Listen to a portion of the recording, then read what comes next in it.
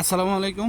ইনশাআল্লাহ আশা করি সবাই ভালো আছেন। আলহামদুলিল্লাহ আমিও ভালো আছি। যেখান থেকে আমার ভিডিওটি দেখছেন সবাইকে অসংখ্য ধন্যবাদ ও সর্বত্র ভালোবাসা রইল। আজকে কথা বলবো অ্যাপয়েন্টমেন্টের বিষয়ে। আপনাদের অনেকেই ভুল তথ্য দিতেছে। এ বিষয়ে কথা বলবো 2025-এর নুলস্থা উঠতেছে, এইগুলা রেভোকারে হয়ে যেতেছে, এ বিষয়ে কথা বলবো। আর বিএফএস গ্লোবাল ইতালি এম্বাসি নিয়ে কথা বলবো। 8 তারিখের ছোট বিষয় একটু কথা বলবো, তো অবশ্যই সকলে ভিডিওটা পুরোটা দেখার চেষ্টা করবেন।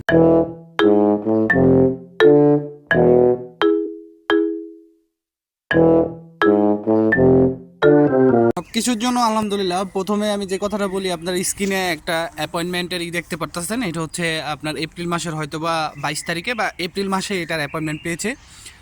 তো আপনারা অনেকেই জানেন, আপনারা সকলেই অবগত আছেন একটা বিষয়ে যে আপনার ওয়ার্ক পারমিট ভিসার যত ধরনের নুলস্থা 22শে অক্টোবরের আগে আপনার সাবমিট করা হয়েছে, ইস্যু করা হয়েছে, সমস্ত আপনার সমস্ত নলস্তা কিন্তু স্থগিত রাখা হয়েছে। কিন্তু আপনারা এখানে কিন্তু দেখতেছেন যে প্রত্যেক দিন প্রতিনিয়ত কিন্তু অ্যাপয়েন্টমেন্ট পাচ্ছে।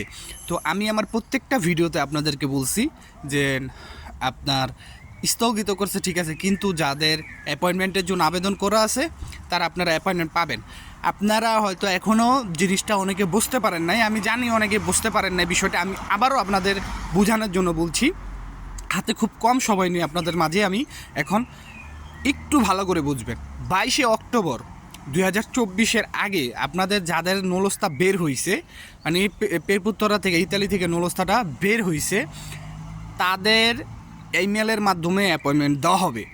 ইমেলের মাধ্যমে অ্যাপয়েন্টমেন্ট দেওয়া হবে, এটা বুঝতে পারছেন। 22শে অক্টোবরের আগে বা 14 অক্টোবরের আগে, যাই হোক অক্টোবরের আগে যাদের নলস্তা বেরিয়েছে তাদেরকে আপনার ইমেলের মাধ্যমে অ্যাপয়েন্টমেন্ট দেওয়া হবে।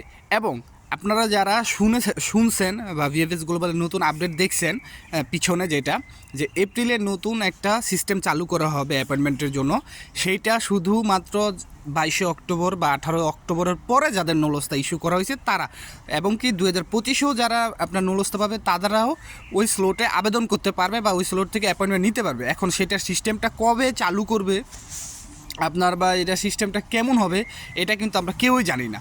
তো সেই ক্ষেত্রে আপনাদের ধৈর্য ধারণ করতে হবে। এখন তো ভিএফএস গ্লোবাল থেকে কোনো আশা অনুরূপ আপডেট আসে না। আর ভিএফএস গ্লোবাল আপডেট দিব কই থেকে গা ভাইয়া? এমনিতে মনে করেন আছে বেটারা ঝামেলায়, ইতালি এম্বাসি দিব আপডেট যে এই সিস্টেমটা করতে হবে, তারপরে কিন্তু আপনার মনে করেন হেরা যে না এই সিস্টেমে দিতেইব, নাহলে এরা সিস্টেম পাইব কই?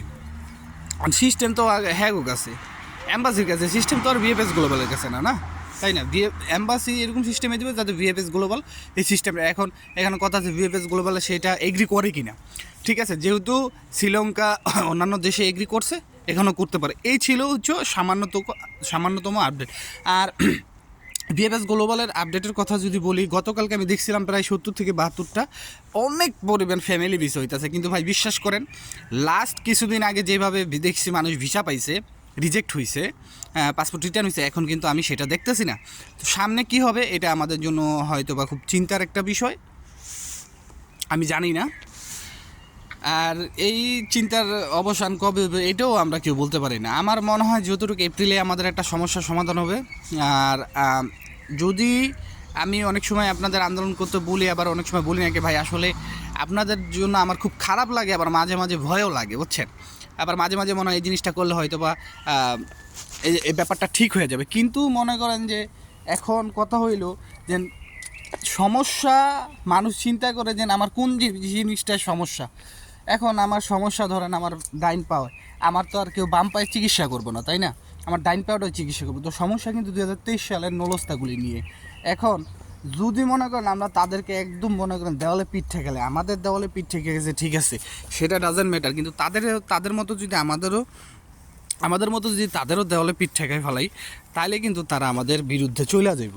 তো এই জন্য আমি বলছিলাম যে হয়তোবা 2023 সালের সকল ধরনের নলস্তা তারা বাতিল করে দিলেই হয়তোবা সমস্যার সমাধান হয়ে যাব। তো এটা করব না আমি যতটুকু মনে করি। আর হচ্ছে 2025 সালের আপনার যে নলস্তাগুলি উঠতেছে, অনেকে বলতেছে, অনেকে ভিডিওতে দেখতেছে যে 2025 সালের নলস্তাগুলি উঠতেছে সেগুলো রেভোকারে করে দিচ্ছে। ভাই এমন কোনো নিউজ আমি এখন তৈরি পাই নাই। অনেক ব্লগারে দেখলাম বলতে।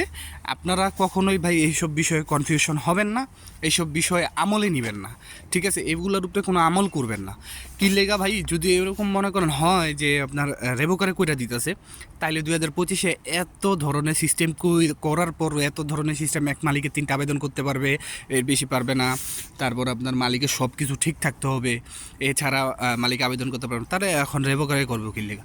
তাহলে তো যদি এটা এখন 2025 সালেও রেভোকারে করে, তাহলে এটা ধরে নিতে হবে যে ইতালির গভর্নমেন্ট এবং ইতালি এম্বাসি এটা নিয়ে খেলা করতেছে, এটা প্রত্যেকটা দেশের সাথে খেলা করতেছে। আশা করি বুঝতে পারছেন। সবাই ভালো থাকবেন, সুস্থ থাকবেন। আজকের মতো এখানে, যদি ভিডিও ভালো লাগে শেয়ার করবেন। আর 8 তারিখে আন্দোলন, এটার সিস্টেমটা আমাদের কিছু কয়েক দফা থাকবে এখানে, এগুলো উল্লেখ করতে হবে। খালি আন্দোলন করলেই হবে না, আন্দোলনের মতো আন্দোলন করতে হবে। আশা করি বুঝতে পারছেন। আসসালামু আলাইকুম, আল্লাহ হাফেজ।